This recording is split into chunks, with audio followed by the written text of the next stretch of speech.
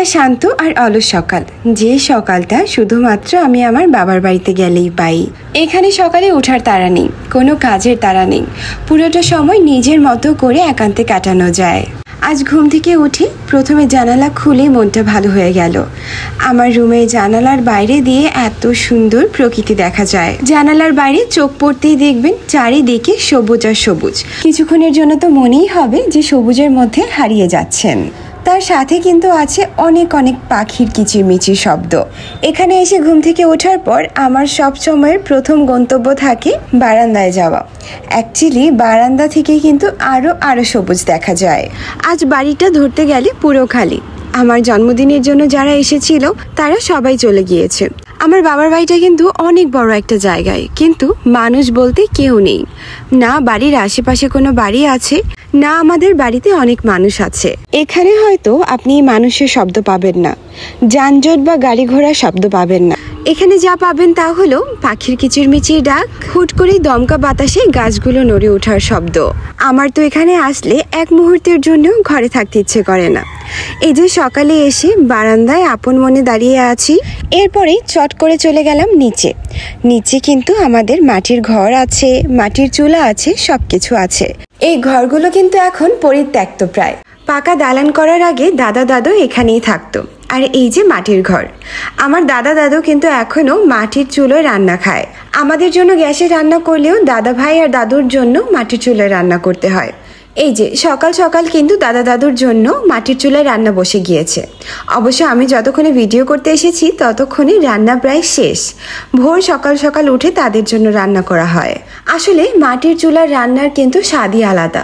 ছোটবেলায় যখন ছুটিতে দাদু বাড়িতে আসতাম তখন দেখতাম দাদু এই মাটির চুলায় বসে বসে অনেক রকমের রান্না করছে, আর আমি দাদুর পাশে বসে বসে রান্না দেখতাম আর দাদুর সাথে অনেক গল্প করতাম।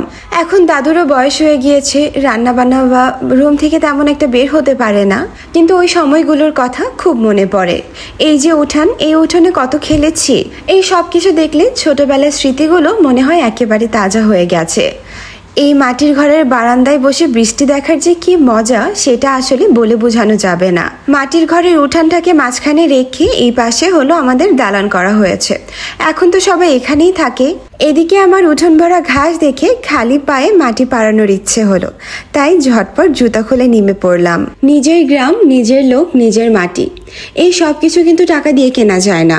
এই মাটির ঘরের কলপারও কিন্তু আছে, চলুন আপনাদের দেখাই। এই যে এই পাশে হলো আমাদের মাটির ঘরের কলপার। এই পাশে যে জানালাটা দেখা যাচ্ছে ওটা ছিল আগে দাদুর রুম। আগে তো এখানে চাপকলে ব্যবহার করা হতো, এখন আবার এখানে ট্যাপ লাগিয়েছে। অবশ্য কিছু এখানের আর ব্যবহার হয় না, সবকিছুর মতোই পড়ে আছে। এই মস্ত বড় বাড়িতে মানুষ মাত্র 5 জন। আমার বাবা মা, দাদা দাদু আর আমার ছোট ভাই। দাদা দাদুর তো এখন বয়স হয়েছে, দেখা গিয়েছে ওরা তেমন একটা বাইরে বের হতে পারে না। যাই হোক, এদিকে আমি ঘুরছি, ওদিকে দোতলা থেকে আম্মু ডাক এসেছে। আম্মু নাকি গরম গরম তেলের পিঠা বানাচ্ছে। এসে দেখি এত সুন্দর স্মেল এসেছে, আসলে তাল দিয়ে তেলের পিঠা বানানো হচ্ছিল। আয়াতের এই তেলের পিঠা খুব পছন্দ, তাই ওর নানু সকাল সকালে এরকম তেলের পিঠা বসিয়ে দিয়েছে। সকালে আম্মুকে বলেছিলাম আজ আম্মুর হাতে লুচি খেতে ইচ্ছে করছে। গরুর মাংস আছে, সাথে লুচি, একেবারে ব্রেকফাস্টেই জমে যাবে। আসলে আমার বাসায় তো আমার ওনার পছন্দ বা আমার বাচ্চাদের পছন্দের দিকে খেয়াল রেখে তারপর রান্না বান্না করি, কিন্তু এখানে আসলে যতদিন থাকি সবকিছু আমার পছন্দ মতো হয়। এদিকে এসে আয়রানকে নাস্তা করাতে করাতেই দেখি আম্মু আমার জন্য ব্রেকফাস্ট একেবারে সাজিয়ে নিয়ে এসেছে। আমি বললাম বারান্দায় দাও। আমি এখানে আসলে ব্রেকফাস্টটা বেশিরভাগ সময় বারান্দাতেই করি। বাসায় তো সেই 4 দেয়ালের মধ্যে বসে নাস্তা করতে হয়। এখানে না হয় খোলা আকাশ, খোলা পরিবেশ দেখে দেখে নাস্তা করা যাক। দেখুন আম্মু লুচিগুলো কত ফুলকো ফুলকো হয়েছে। আমার এত সুন্দর পরোটা বানানো, লুচি বানানো শেখা কিন্তু আম্মুর কাছেই। আম্মুর রান্না অনেক মজা। আসলে আমার মনে হয় আমাদের মেয়েদের ছুটি পাওয়ার একটাই জায়গা, তা হলো বাবার বাড়ি। অবশ্য অনেকে বলে বাবা মা যতদিন আছে ততদিনই, বাবা মা না থাকলে তখন সেই বাবার বাড়িরও কোনো দাম থাকে না। সেটা যখন সময় হবে তখন দেখা যাবে। এখন তো আমি পুরোপুরি এনজয় করছি আমার বাবার বাড়িতে থাকা। এই যে কত সুন্দর আরামের একটা সকাল কেটে গেল।